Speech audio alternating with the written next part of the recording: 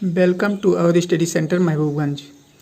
आज चलिए हम लोग पढ़ते हैं प्रश्नावली 6.3 यानी एनसीईआरटी गणित कक्षा 10 का जो है प्रश्नावली 3 का आज जो लास्ट क्वेश्चन बचे हुए हैं 2-3 उनको हम आप लोगों को बताते हैं।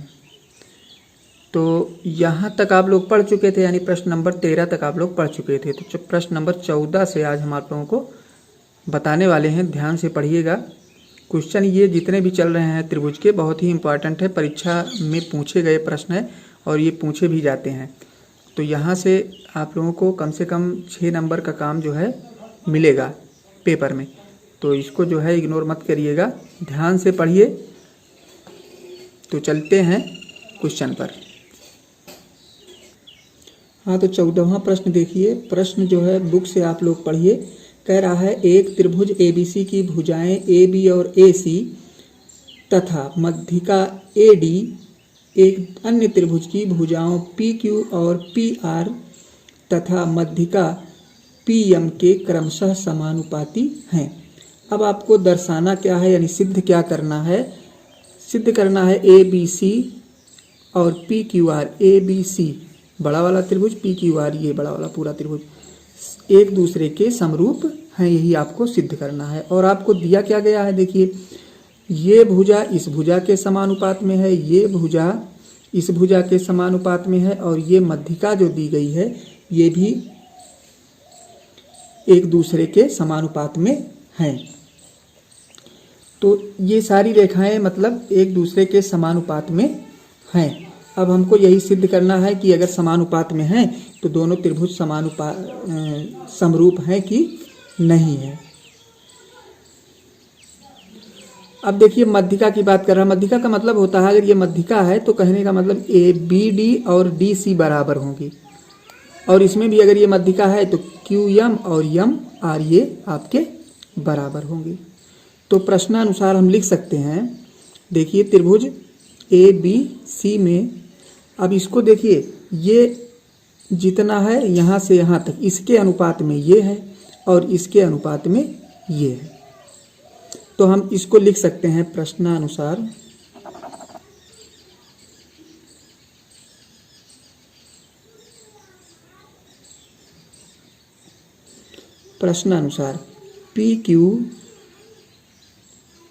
PQ बटा AB मतलब ये इसके अनुपात में है, बराबर हम ये भी लिख सकते हैं PR बटा AC। ये इसके अनुपात में हम ये भी लिख सकते हैं PM बटा AD। ये भी हम लिख सकते हैं क्योंकि ये सारी रेखाएं जो हैं एक दूसरे के समानुपाती हैं। समानुपाती का मतलब आप समझ रहे हैं। समानुपाती का मतलब हो गया जैसे ये 2 हो तो ये 4 हो, ये 4 है तो ये 8 हो, मतलब इस टाइप से दोनों का अनुपात बन रहा हो। ऐसा नहीं है कि ये 2 है तो ये 3 हो जाए या 2 है 1.5 हो जाए, इस टाइप से नहीं, मतलब उसका एक समानुपात बनना चाहिए, अनुपात में भुजाएं होनी चाहिए। जैसे ये 2 है तो ये 4 है, ये 4 है तो ये 8 है, मतलब एक ही अनुपात में उनको होना मस्ट है, जरूरी है, वही होती है समानुपाती। तो ये पहले ही बताया गया कि सारी भुजाएं समानुपाती हैं। अब ये जब सारी भुजाएं समानुपाती हैं तो हम कोण भी देख लेते हैं। देखिए जब समानुपाती हैं ये सारी भुजाएं, तो ये इसके सामने कोण ये और इसके सामने कोण ये, यानी कोण Q बराबर कोण B। ये कोण आपके क्या हो जाएंगे, बराबर हो जाएंगे, यानी दोनों कोण क्या हो जाएंगे, बराबर हो जाएंगे। और एक कोण हम और देख लेते हैं इसमें। देखिए ये जो है ये रेखा एक दूसरे के समानुपात में है, यानी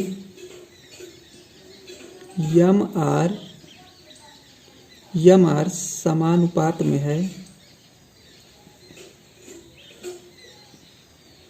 MR समानुपाती, MR का मतलब ये रेखा समानुपाती है किसके, DC के या CD के। ये इसके समानुपाती है और ये रेखा इसके समानुपाती है, यानी क्यू आर क्यू एम है। क्यू एम समानुपाती किसके है? बी डी के। बी डी के समानुपाती है। तो हम ये भी लिख सकते हैं कि क्यू आर, तब क्यू आर समानुपाती है, क्यू आर जो है किसके समानुपाती? बी सी के। बी सी के समानुपाती है। अब हम ये लिख सकते हैं पुनः, तब कोण है, तब कोण P बराबर कोण A के। कोण P बराबर कोण A, ये दोनों कोण आपस में क्या हो जाएंगे? बराबर हो जाएंगे, क्योंकि ये दोनों भुजाएं, ये भुजा और ये भुजा समानुपात में है, तो इसके सामने कोण ये और इसके सामने कोण ये दोनों समानुपाती हो गए। अब हम लिख सकते हैं अतः ए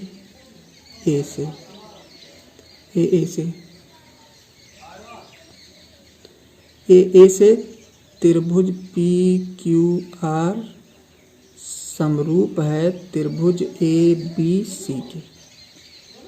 बस ये क्वेश्चन आपका क्लियर हुआ। चलिए अब अगला प्रश्न देखते हैं। प्रश्न नंबर 15 देखिए, कह रहा है लंबाई 6 मीटर वाले एक ऊर्ध्वाधर स्तंभ की भूमि पर छाया की लंबाई 4 मीटर है। देखिए ये जो है 6 मीटर लंबाई वाले एक ऊर्ध्वाधर स्तंभ है, इसकी छाया की लंबाई 4 मीटर है। अब कह रहा है जबकि उसी समय एक मीनार आपकी ये है कि छाया की लंबाई 28 है, मतलब यहाँ से लेकर के यहाँ तक 28 मीटर है। मीनार की ऊंचाई पता करना, मतलब ये आपको पता करना है। तो चलिए देखते हैं, ये आपका एक समरूप त्रिभुज बन रहा है। दोनों एक समरूप त्रिभुज ये है और एक बड़ा वाला त्रिभुज है। तो इसके आधार पे हमें इसकी ऊंचाई पता करना है। तो समरूप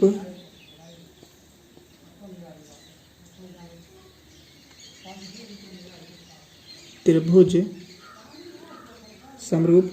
TRS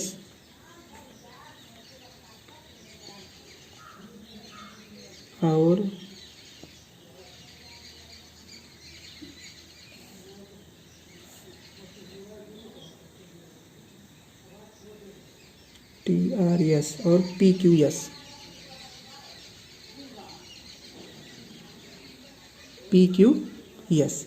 इन्हीं दोनों में हमें चेक करना है। तो हम लिख सकते हैं PQ बटा TR। देखिए PQ बटा TR हम लिख सकते हैं, समरूप है क्योंकि। और फिर लिख सकते हैं QS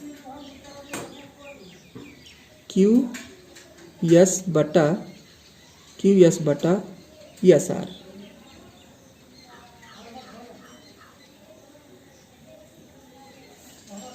इतना हम लिख सकते हैं। बस अब कुछ करना ही नहीं है, समरूप है इसलिए हम इन भुजाओं को हम समानुपात में लिख सकते हैं। अब देखिए PQ का मान कितना है? PQ H है, H लिखेंगे।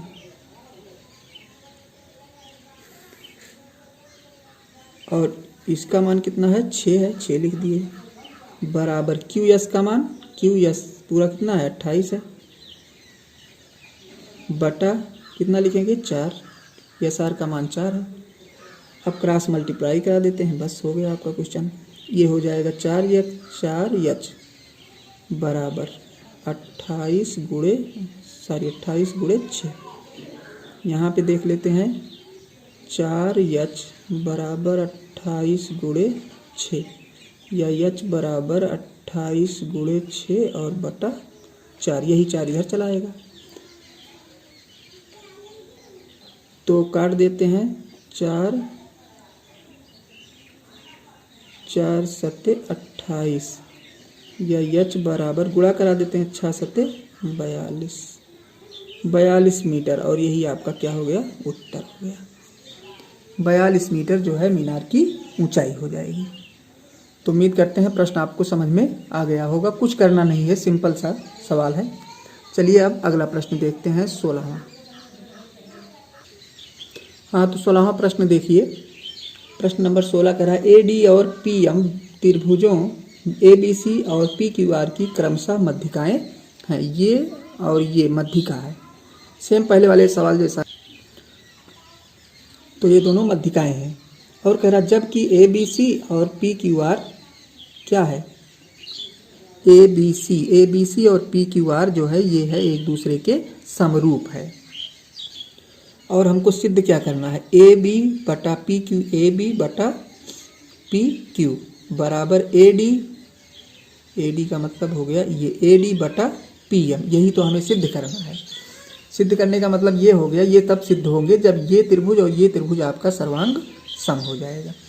तो हमें सर्वांग समता के लिए इन्हें देखना है कि सर्वांग सम नहीं, सारी समरूप हो जाएगा। मतलब ये त्रिभुज और ये त्रिभुज अगर समरूप हम सिद्ध कर दिए तो क्या हो गया, तो समझ लीजिए ये दोनों, ये हमारा कंडीशन, ये शर्त हमारी पूरी होती है। तो देखिए समरूप त्रिभुज, ये त्रिभुज हम लेते हैं ABC, त्रिभुज ABC तथा त्रिभुज PQR, बड़े वाले त्रिभुज में हम दोनों लेते हैं। अब देखिए कोण B बराबर कोण Q के, कोण B बराबर कोण Q, कोण B बराबर कोण Q, ये कोण बराबर है क्योंकि ये भुजा इस भुजा के क्या है, समानुपाती है। क्योंकि पहले ही बताया गया है कि दोनों त्रिभुज समरूप हैं। समरूप है इसका मतलब समानुपाती है भुजा। तो ये भुजा और ये भुजा बराबर कोण अंतरित करेगी। पुनः देखते हैं कोण ये वाला ले लेते हैं, कोण D ये वाला ले लेते हैं। मतलब कोण लिखते हैं ADB बराबर कोण PMQ, मतलब ये कोण इस कोण के भी बराबर होगा क्योंकि ये भुजा इस भुजा के समानुपाती है। तो ये भुजा इस भुजा के समानुपाती है कहने का मतलब ये कोण और इसके सामने का ये कोण दोनों आपस में बराबर होंगे। तो कोण कोण से हमको मिल गया, यानी कोण तब कोण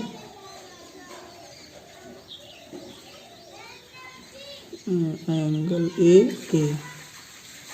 ए से, मतलब कोण कोण से। देखिए एक भुजा हम एक कोण ये बराबर कर दिया, एक कोण ये, इसका भी एक कोण ये बराबर, एक कोण ये। तो ये दोनों त्रिभुज हमारे क्या हो गए, अतः त्रिभुज ABD समरूप है त्रिभुज PQM के। ये समरूप है, यानी ये त्रिभुज और ये त्रिभुज आपका समरूप हो गया। अगर समरूप हो गया तो ये शर्त हमारी पूरी होगी। तो हम लिख सकते हैं तब AB बटा PQ बराबर AD बटा PM के। बस यही आपका आंसर हो गया, सिद्ध हो गया। तो आज आपका ये 16वां सवाल, मतलब ये प्रश्नावली आपकी आज समाप्त होती है। अगली प्रश्नावली हम नेक्स्ट वीडियो में आप लोगों को पढ़ाएंगे। तो आज इतना पूरा करके आप लोग इसका अध्ययन कीजिए, 1-2 बार पढ़िए। और नेक्स्ट चैप्टर जो है अगली क्लास में हम आप लोगों को पुनः बताते हैं, पुनः मिलते हैं। तब तक के लिए धन्यवाद।